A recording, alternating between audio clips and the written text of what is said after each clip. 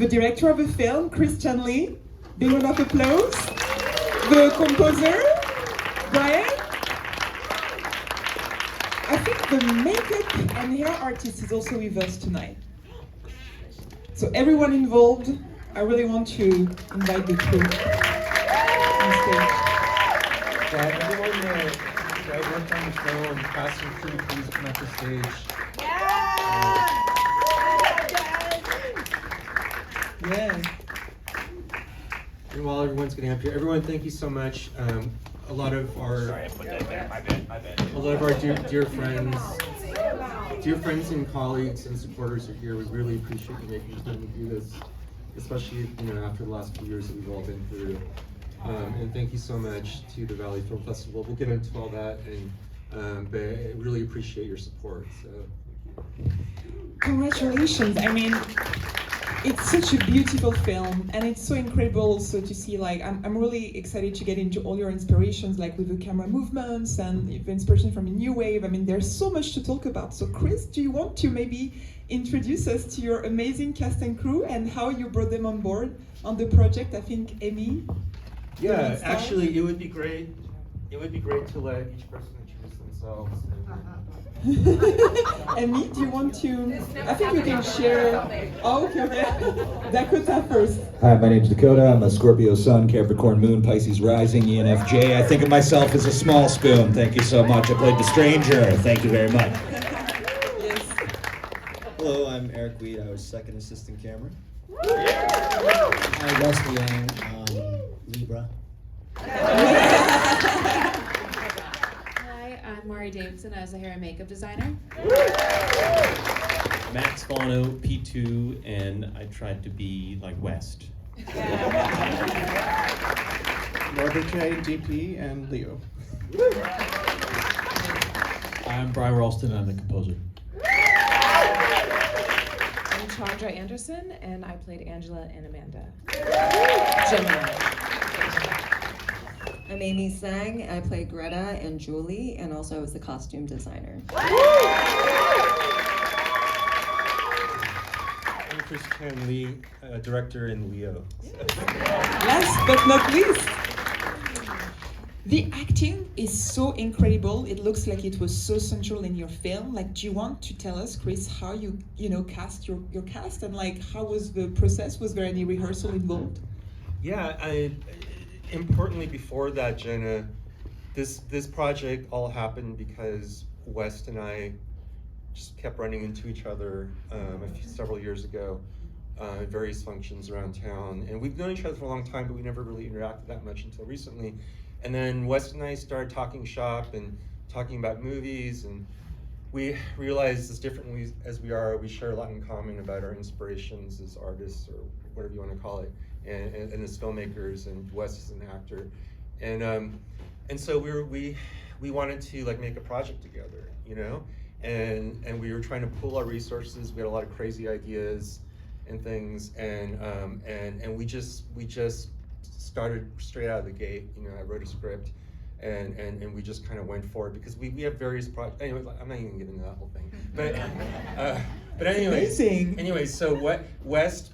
I knew I wanted to work with Wes. I knew I wanted Wes to be the leading man, and Wes brought in Amy, and Wes and Amy together had a network of actors that they worked with that they know are strong and dear collaborators, including Chandra, including Dakota, and then I made a film many years ago, Undoing, and I had been working with Max Fogno, who played P2 on that, but we never got to film like a frame of him on that film. But I always remember what a talented actor he was and how devoted he was to his craft. So I was able to dig him up, because we hadn't really been keeping in touch. I was able to dig him up, and we found our P2. He was amazing, and it fit the symmetry of the cast perfectly. So yeah, so we got very lucky. I really want also to mention the cinematography, just because like you have such an amazing team and you guys are like there's so much solidarity. I really want to talk about the cinematography because it's so beautiful. So what's the secret? Do you want to share some tips with us? I mean, it was a lot of Chris, to be honest. Like we sat down, we talked about a lot of our influences, and yeah, sometimes it's just magic. Sometimes it's just waiting for the sun to just, open up the skies and film the right shots. But a lot of it was planning. But we sat down and watched a lot of movies. I think collectively we met a lot, and yeah, I mean, it was a lot of work, and it's also at a certain point we just improv'd. It was like so much of the work went in where we just had to just start, doing stuff on the fly. And so sometimes when you're just thinking on the fly and you're ready, a lot of that creativity kicks in, and so some of that just like shows up on the screen. Amazing, and it's a lot of teamwork, right? It's when the magic happens together. I also definitely want to talk about the music. Brian, who's such an amazing composer, and music is so like it really is so striking because it sounds like throughout the movie it really tells the story also of the film. Sometimes there are some scenes where a lot is in what you see and not what you can hear, but the music kind of tells the journey. So do you want to talk about your relationship with Chris? Sure. The music is definitely another character in the film, and I had known Chris through another filmmaker friend of ours, Dax Phelan. Chris had edited for Dax, so I kind of met Chris through Dax. This is the first time we've gotten to work together, though. Definitely, Chris is world building here, and because of that, there are no rules. So musically, we could kind of do a lot, make up our own instruments. Even there were things that we did. Instruments we used. There's a Pianotron, which is basically an upright piano. You take it out of its box and has no keyboard on it, and you play it like a percussion instrument. And we recorded that, and we sampled it, and we did a lot of unique things with it, and it took those recordings. Wes was even there when we did that, like in 2020 or something like that. I don't remember. The pandemic had just started, I think. And created our own sounds from that, and then from that we just layered and layered and layered. And I knew we had to have some live instruments, but we couldn't afford an orchestra, so there's an awful lot of sampling soloists layer by layer that we did kind of during the pandemic. We were all in our separate places, and people would come over one at a time and record stuff, and we would layer it in. But the solo artists are, tell them about the solo All artists. right. Wes loves this. All right. There are, this is an independent film made with not a lot of money, but there are essentially two unions in the film. One is SAG-AFTRA for the actors, and the other is the AFM Musicians Union. I knew that kind of like casting actors, we needed to cast some players. We needed to cast talent to really bring the music to life, and so we actually used LA Studio musicians. I mean, Phil O'Connor and Andrew Duckles, I mean, they've played on Star Wars, they've played on Mandalorian, they play on everything that you hear, and they are playing on our little film, and it's really kind of cool. I think that brings a life to the score, so that solo viola and the clarinet that you hear, and all those other things. And I always say that the music is not what I write; it's what happens between the notes. It's what you do with it, and live musicians and live players really bring that expression to the music that a computer just can't do. So. We need it, and it really stands out. Like, I think it's like from the beginning, the opening scene, like where you have this amazing sequence shot in the car. It like you feel we are on this journey with you guys, and because you guys are seriously like such an amazing team, I would love if you could share, like, if you had to pick one amazing, I don't know, moment during the filming, or a scene that was really magical where you really felt, this is it, we're really together as a team. Is there one moment you would agree on? Maybe for many, I don't know, but maybe Chris will pick one. There are definitely a handful of moments where things really gelled, and it was, but let's not get this wrong. It was torture. The whole production. Every day we thought we were screwed. Okay, so I just want to make sure that that's absolutely clear. But there's a scene towards the end where it's like an uninterrupted master where after they see Amanda, they run into the hotel room. And it's a oneer. It's just like a one, And we go into Greta's room, and they're like, "We got to leave. P2, get ready. Let's get out of here." And then the camera dollies to Elliot's room, and it's like daytime over there. So we shot that during late afternoon. So it was actually daytime. We had to mask it off, so it would look like it was nighttime on Greta's side. by take 9, we ran out of daylight, so Norbert had to like jerry rig a daylight simulation. But my point is that despite all the suffering that we had gone through, you know, like that was one of the few times on set where like we're really having a good time doing this. You know, like everybody was really into it, and it was crazy. It's like when we were dollying out of Greta's room, like Max, who's like acting in the scene, had to like run over to the bed and like move the bed during the shot to make room for the dolly back, like all that kind of stuff, you know. So it was like a complete, yeah, complete team effort.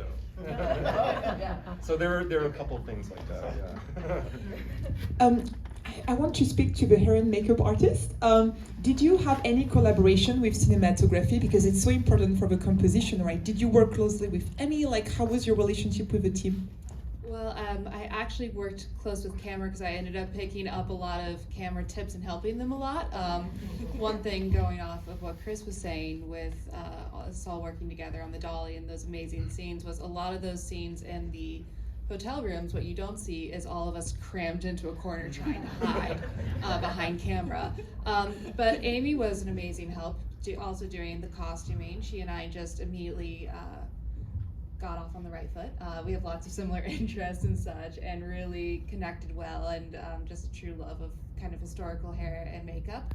So that was a big inspiration, and a big a part of the makeup was doing her hair and makeup so perfectly every single day, which thank you for the patience on how long that takes. And then I think the big thing between Elliot and P2, really more so than Patrick's character, P2's character, was Wes, it was really important to him to be very natural, if not a little bit just tired and bedraggled. So Wes always kind of, it was funny to see, took care of his own hair by just messing it up every single day. And then I gave him some extreme dark circles, where on the other hand, with P2's character, we really wanted him to look a little too perfect. So still while looking like Patrick, but putting much more makeup on him than we did on any of our other characters. So incredibly easy. So really perfecting his skin too, which I think that was one of the biggest maybe inspirations or challenges that Chris and I talked about, even when he and I were first meeting to talk about the film, how we wanted to see the characters of Elliot versus P2, the similarities and differences. Yes, because there are a lot of VFX involved, right, with Max. So Max, how is it to be a robot? Or is it the real Max, by the way? Yes, you don't. That was all special effects and the music and the makeup. It was great. Chris gives such freedom, and yeah, I mean, there were so many different aspects to it. Chris kind of called me in a little bit mysterious way. Hey Max, we've got this part. It's a robot. I don't have a good feeling about this, but can you come in? I was like, oh, great, Chris, we're off on a good start already. And so, no, I'm just being silly, but Chris is just so giving, and he's also so grounded. You know, you show up on set and you don't know what to expect, and he has this sort of gravitational pull where you just immediately feel like everything's going to be okay. And so you get ready, you get prepared yourself, and then occasionally people are jumping in and filling in. Maury was literally amazing. I would see her finish somebody's makeup and then fan the fog, and then do the clapper, and then sorry if there's any union folks here, but it was literally amazing. It's a student film, okay? And I have to just add my favorite part to this one scene that Chris described, that was amidst the suffering, where the camera dolly was taking place. I was so excited to move the bed, because what was going on, Chris was literally, he was saying, can anybody shoot this, please? The fact that it was so chaotic. it was literally like being, you know, in a little moment of a Kubrick film or something, because everything was so specific and so detailed.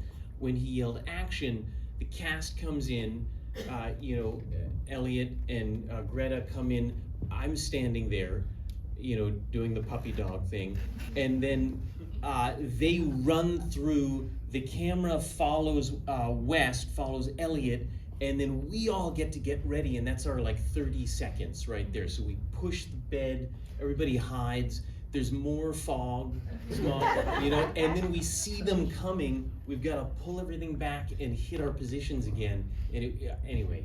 And by the way, like with P2, with all of Max's performance, there's no ADR, there's no voice processing or anything. That's all him.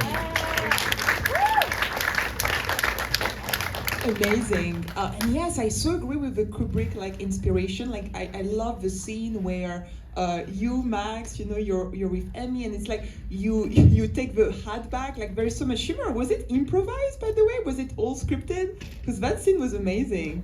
It's all yours, Chris, or? No, it was all the whole team. Like, I hate to like reveal our warts and everything, but that scene originally, okay, this is a scene where P2 gets lost before he jumps in the pool that Jenna's referring to, and that scene was originally supposed to be like 30 setups, you know, but we were running really low on time, and so we turned it into a one-shot scene, you know, and so there was a lot of invention that was going on, but thankfully, as far as visually, Norbert and I had already established the vocabulary for the film, so we were able to shoot off the cuff and figure out how to solve that problem. And thankfully, the scene right before it kind of introduces humor into the film, the absurdist humor into the film, so it made that absurd scene more appropriate, you know? And so before we get to hear how we can support you guys in your film, I want to ask maybe one last question for our audience. Silent River really deals with a lot of topics, including love and isolation. Like, do you hope that the audience tonight pick up something from your film about the difficult times we just had? Yeah, there are very specific themes of dealing with the past or trying to move on and trying to realize that life, despite our hang-ups, that the future, you know, holds surprises and that life is ever changing. And it's really weird because we shot this right before the pandemic. So it was all post-produced during the pandemic. So I can say that you know, there is some symmetry there, but it wasn't completely intentional from the get-go.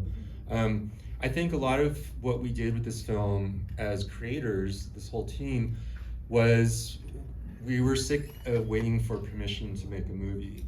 And we wanted to make a film on our own terms. We wanted to make a film that probably we would never be able to make under some other leadership of an entity. You know, they would never let me make this film.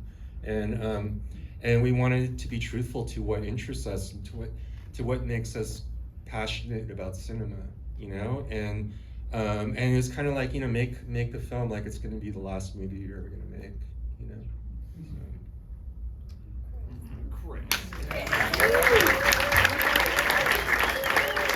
Well, before we end, I do want to thank, before, this is really important, I do want to thank everyone who made it here today. A lot of friends, supporters. It's hard to get people to come out to watch a movie. We really, really appreciate that, honestly. Really, really. I mean, you guys packed the house for us, so thank you so much. And so I just wanted to say, you know, Chris, he wrote this, he directed this, he edited this, he produced this. He's been doing all the post-production. He's such a brilliant filmmaker. You know, he gives the credit to all of us a lot, and it is the whole team that made this happen, but Chris is just brilliant, and this was his vision, and I'm so happy that we got to go on this ride together with him and Wes. So. Yeah, I don't know if you have any more questions, but maybe we can get some questions from the audience. Sure. But we are going to Federal Bar after this. So. There is an after party, but if there is any burning question from the audience, please just dive in. Meanwhile, maybe you guys want to share, you have a social media page for everyone to follow you? Yeah, so we have really good news that we are so honored to be able to share here at the Valley Film Festival. And thank you, Valley Film Festival, and to Jenna and to Tracy and to Kevin and everyone on the staff for having us here as closing night. It's a real honor. And also congratulations to all the filmmakers for an amazing program. And we're really honored to be among this great group of people. So the good news that we're announcing is that we got a distribution deal with Gravitas Ventures, which is the biggest indie distributor in the United States, and we're going to be released on October 25th. And the platforms are to be determined. We're also going to have a limited theatrical a couple weeks before that.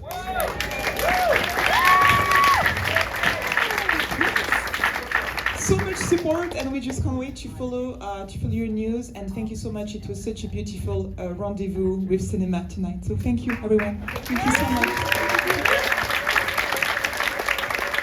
And now it's time to party. I think there is a bit of time for photocall pictures, and you can join us at the Federal. It's right across the street to meet with this amazing team.